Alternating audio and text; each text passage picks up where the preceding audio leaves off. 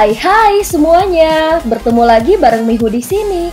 Oh iya, kali ini Mihu akan membawakan alur cerita Donghua yang berjudul Wudong Qiankun. Mihu mengingatkan sekali lagi ya bahwa konten ini full spoiler. Tanpa lama-lama lagi, yuk langsung aja kita masuk ke isi ceritanya. Melanjutkan dari kisah sebelumnya. Pada saat ini nyala api terus menyala selama beberapa waktu, sebelum berangsur-angsur mulai melemah. Ketika api padam, dua sosok di dalamnya sudah berubah menjadi abu.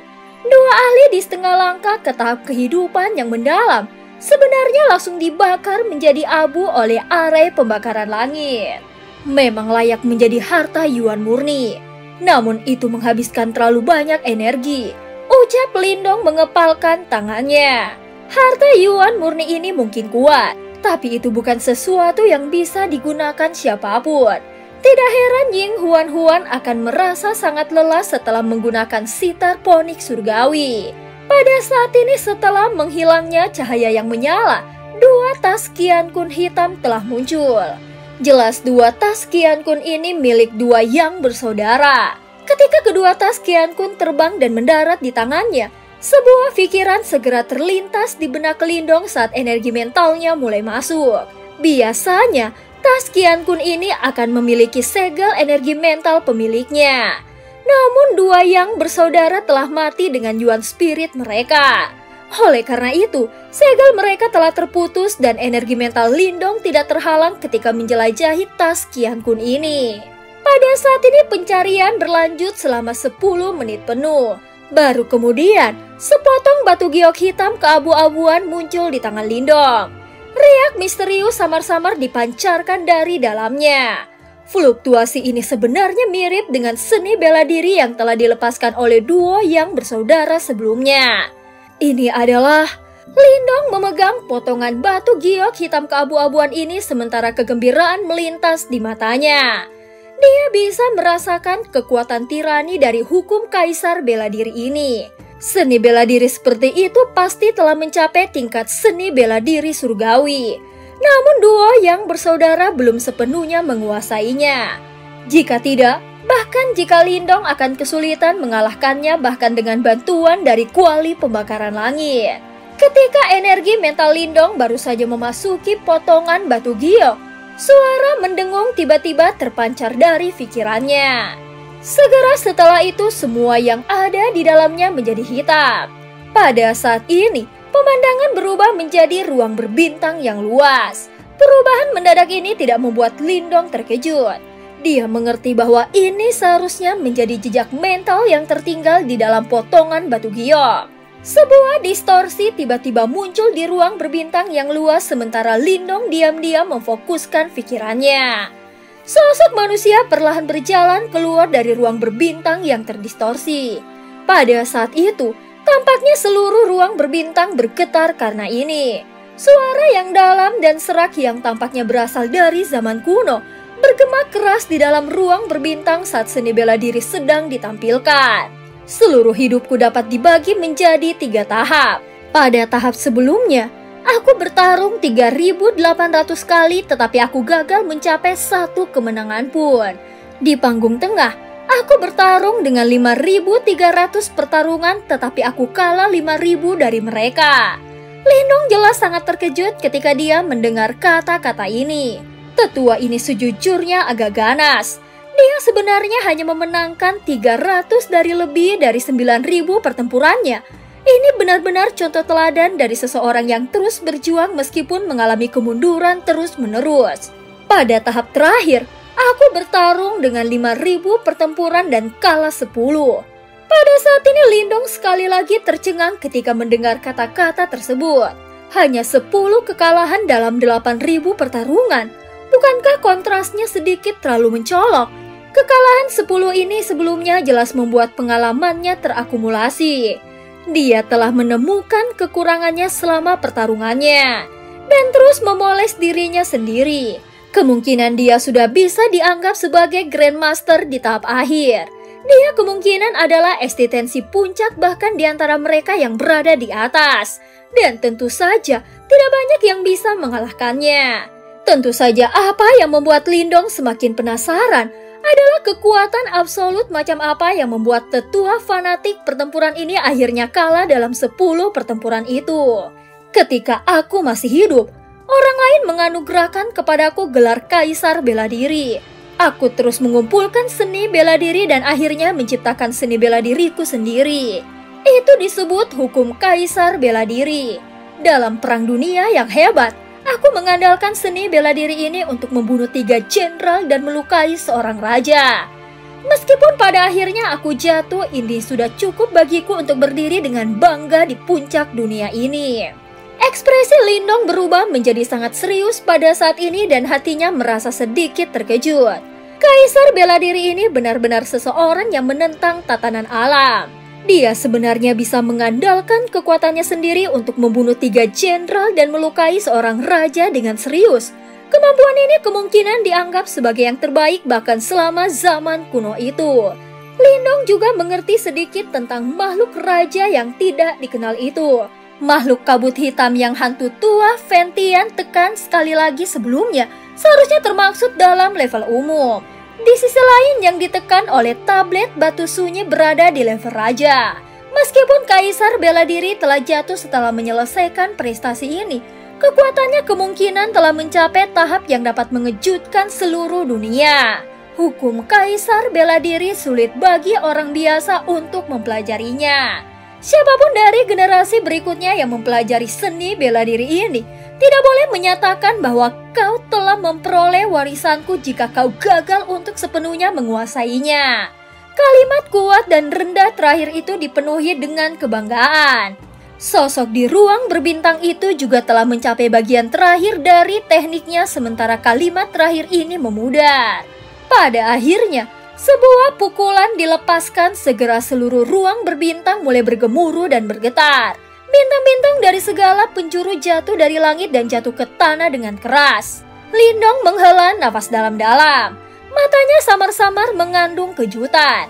Seni bela diri ini memang layak dengan reputasinya. Ini hanya sia-sia untuk mendarat di tangan duo yang bersaudara. Pada saat ini domain mulai runtuh saat bintang-bintang berjatuhan. Lingkungan Lindong berubah saat dia sekali lagi memulihkan penglihatannya dan kembali ke lembah sekali lagi. Seni bela diri ini sangat hebat. Lindong memegang potongan batu giok itu sambil menatap kosong sejenak. Sesepuh Kaisar Bela Diri, kemungkinan nama seni bela dirimu tidak akan lagi dihina sekarang karena telah mendarat di tanganku. Ucap Lindong dengan lembut bergumam pada dirinya sendiri. Mendengar ini, Kaisar Bela Diri sedikit bangga. Setelah gumaman Lindong memudar, dia membalik tangannya dan menyimpan potongan giok di tas Qian Kunnya. Dia turun dari udara dan duduk di samping kolam surgawi kemurnian tertinggi. Saat dia diam-diam menunggu Ling Qingzu pulih sepenuhnya dari luka-lukanya. Setengah jam berlalu sementara Lindong mengerutkan keningnya. Segera setelah itu dia akhirnya berdiri. Ekspresinya muram saat dia menatap kolam surgawi kemurnian tertinggi dan bergumam. Ada yang tidak beres. Mata Lindong berkedip. Dia ragu-ragu sejenak saat dia berdiri di samping kolam surgawi kemurnian tertinggi. Akhirnya dia menggerakkan tubuhnya dan langsung melompat untuk masuk. Suara percikan saat dia memasuki air bergema di lembah dan sangat merdu di telinga. Tubuh Lindong merasakan energi yang sangat murni dan misterius melonjak dari segala arah saat tubuhnya memasuki kolam surgawi kemurnian tertinggi. Ini adalah sifat penyembuhan yang sangat kuat, ucap Lindong terkejut. Lindong diam-diam menghela nafas lega. Seutas kekuatan melahap kemudian menyebar keluar. Saat kecepatan energi yang melonjak ke tubuhnya meningkat pesat, Lindong tidak lagi memperhatikannya setelah melihat ini. Yuan Power melonjak di matanya saat dia mulai mencari sosok Ling Qingzu di dalam kolam. Sial, kemana dia pergi? Meskipun Lindong saat ini berada di bawah air, dia masih bisa melihat semuanya dengan jelas. Namun yang membuatnya bingung adalah dia tidak dapat menemukan Ling Qingzu dimanapun di dalam kolam. Mungkinkah dia pergi ke bawah? Tatapan Lindong menyapu. Dia melihat ke dasar kolam yang agak gelap dan mengerutkan kening. Setelah beberapa keraguan, jari-jari kakinya terdorong dan tubuhnya dengan cepat berenang ke dasar kolam sambil dibungkus oleh cahaya hijau. Kolam surgawi kemurnian tertinggi tidak besar, namun kedalamannya luar biasa luas. Selain itu, ada cukup banyak terowongan air berkelok-kelok di dalamnya. Oleh karena itu medannya sangat rumit. Pada saat ini tubuh Lindong meluncur melalui terowongan air ini. Energi mentalnya juga sepenuhnya diaktifkan. Pencarian ini berlanjut selama 10 menit penuh. Namun Lindong masih gagal mencapai apapun. Oh, sementara Lindong merasa agak bingung. Ekspresinya tiba-tiba berubah saat energi mentalnya yang menyebar akhirnya mendeteksi sesuatu. Tatapannya buru-buru melihat ke posisi kiri di bawah. Beberapa menit kemudian, dia telah mencapai tempat di mana energi mentalnya merasakan beberapa aktivitas yang tidak biasa. Setelah itu, dia melihat sekelompok cahaya hijau zamrud mekar di dasar kolam. Tubuh telanjang seperti giok suet meringkuk dalam cahaya. Rambut hitam halusnya tersebar di belakangnya. Dari kejauhan, dia tampak seperti putri duyung yang tertidur. Sosok cantik ini adalah Ling Qingzu yang telah memasuki kolam surgawi kemurnian tertinggi sebelumnya. Akhirnya aku menemukannya. Lindong tidak ragu lagi dan menghela nafas ketika dia melihat Ling Qingzu. Segera setelah itu, pupil matanya tiba-tiba menyusut. Matanya tiba-tiba melihat ke area di bawah Ling Qingzu. Memang ada sesuatu yang aneh terjadi. Ekspresi Lindong tiba-tiba menjadi jauh lebih suram setelah melihat adegan ini. Dia tiba-tiba melambaikan lengan bajunya dan sebuah kekuatan menyapu ke dasar kolam langsung meniup lumpur. Setelah lumpur berserakan, terlihat kerangka putih menyeramkan tergeletak di dasar kolam. Cahaya neon menyebar ke seluruh kerangka. Benang-benang cahaya hijau giok itu keluar dari kerangka itu sebelum terhubung ke tubuh Ling Qingzu. Cahaya terus-menerus berkedip pada utas cahaya yang terhubung. Tampaknya ada sesuatu yang terus-menerus keluar dari tubuh Ling Qingzu sebelum akhirnya dituangkan ke dalam kerangka putih yang menyeramkan. Lindong menatap tajam pada kerangka putih. Mata hitam yang terakhir itu tampak berkedip dengan lampu hijau giok. Kerangka ini sebenarnya menyerap kekuatan hidup di dalam tubuh Ling Qingzu. Mata Lindong tiba-tiba menyusut seukuran lubang jarum. Tangannya berubah menjadi pisau saat dengan marah menebas ke bawah. Kekuatan telapak tangan yang tajam bersiul dan dengan kejam memotong benang cahaya hijau giok. Namun kekuatan telapak tangan yang bisa mengiris gunung tidak memiliki efek apapun ketika mendarat di benang ringan. Sebaliknya itu ditolak. Ekspresi Lindong berubah ketika dia melihat ini. Tubuhnya bergerak dan dia berenang menuju benang cahaya. Kekuatan melahap melonjak di telapak tangannya sebelum dia meraih benang ringan. Pada saat ini, kabut putih segera meletus dari benang cahaya ketika tangan Lindong meraihnya. Kekuatan melahap meresap ke dalam dan langsung melahap semua energi yang ada dalam hubungan ini. Benang cahaya hijau giok akhirnya meredup dengan cepat pada saat ini. Pada akhirnya, itu retak dan hancur. Pada saat ini, cahaya di sekitar tubuh Ling Qingzu juga dengan cepat menghilang ketika benang cahaya itu hancur. Namun matanya yang tertutup rapat masih tidak menunjukkan tanda-tanda kebangkitan. Lindong pindah, dia mengulurkan tangannya dan meraih tubuh telanjang Ling Qingzu. Sensasi sedingin es yang memenuhi sentuhannya menyebabkan jantungnya bergetar hebat. Matanya awalnya menyapu dirinya dengan cara yang tidak terkendali.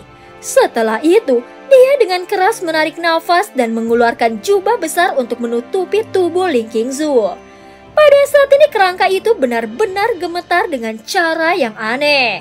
Rasa dingin melonjak melalui hati Lindong saat dia melihat adegan ini. Dari aura kuno yang merembes keluar dari kerangka ini, sepertinya benda ini pasti sesuatu dari zaman kuno. Mata Lindong suram saat dia melihat kerangka gemetar. Ketika dia baru saja akan membawa Ling Qingzu dan meninggalkan tempat aneh ini, seketika dia melihat kerangka itu tiba-tiba menjadi kaku. Setelah itu, tulangnya mulai remuk.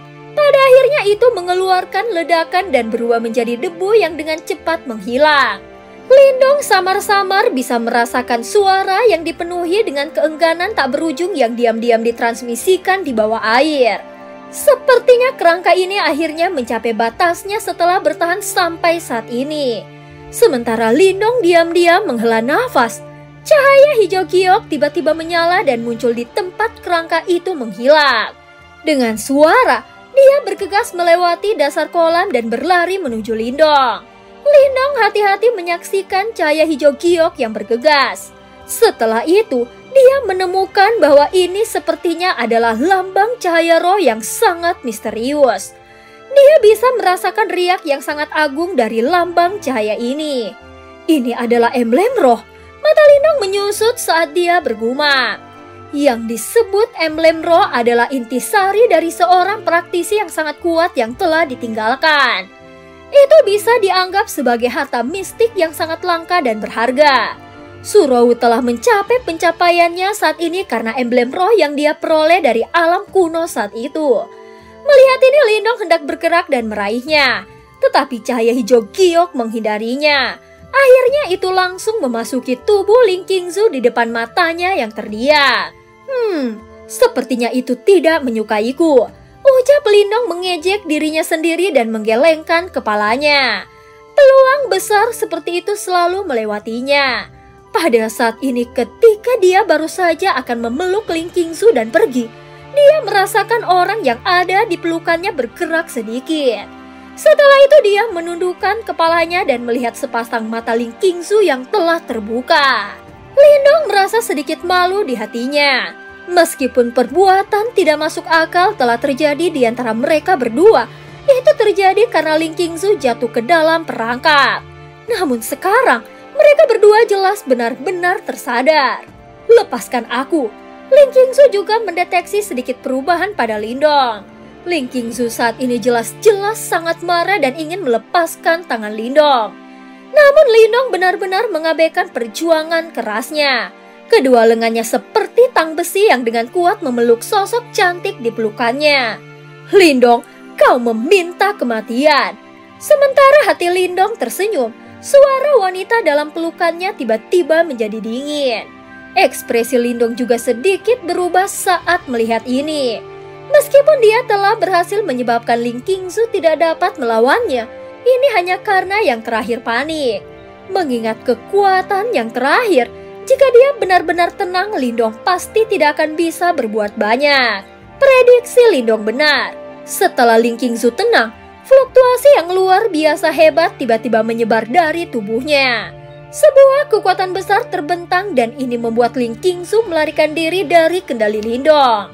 Melihat ini, Lindong juga dengan cepat kembali ke akal sehatnya. Dia segera bergumam dalam hatinya. Sial, ini buruk. Sementara Lindong merasakan perasaan tidak menyenangkan di hatinya, di depannya Ling Qingzu mengulurkan tangannya yang seperti batu giok. Segera dia mengepalkan tangannya dengan lembut saat pedang panjang biru muncul dalam sekejap. Aura yang tangguh tiba-tiba terbentang. Melihat ini, Lindong tersenyum masam. Lindong, aku akan membunuhmu.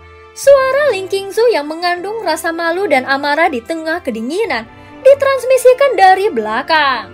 Selanjutnya Lindong merasa pedang tajam bersinar dari segala arah. Lindong secara alami tidak cukup bodoh untuk tetap tinggal dan menderita serangan pedang itu. Sayap naga hijaunya memanjang. Dengan cepat dia bergegas menghindar. Pedang hebat yang tak terhitung jumlahnya bersinar seperti ikan berenang saat mereka mengejarnya dengan kecepatan kilat dari belakang. Kolam surgawi kemurnian tertinggi di lembah benar-benar sunyi. Namun keheningan ini tidak berlangsung lama sebelum pusaran air besar terbentuk di dalam kolam. Pada saat berikutnya, sosok hijau meledak darinya. Selanjutnya cahaya pedang melesat ke segala arah, dinding gunung di sekitarnya langsung hancur berantakan. Lindong melirik kekacauan di sekitarnya setelah bergegas keluar dari kolam. Dan sudut mulutnya berkedut tanpa sadar. Ternyata Ling Qingzu benar-benar menakutkan. Pada saat ini Ling Qingzu memegang pedang panjang di tangannya. Wajahnya dingin saat dia melihat Lindong. Tanpa basa-basi lagi, pedang panjang itu menari dan cahaya pedang hebat lainnya melesat keluar menembaki titik-titik fatal di tubuh Lindong. Setelah melihat ini, Lindong buru-buru mundur. Dia mendorong kecepatannya hingga batasnya.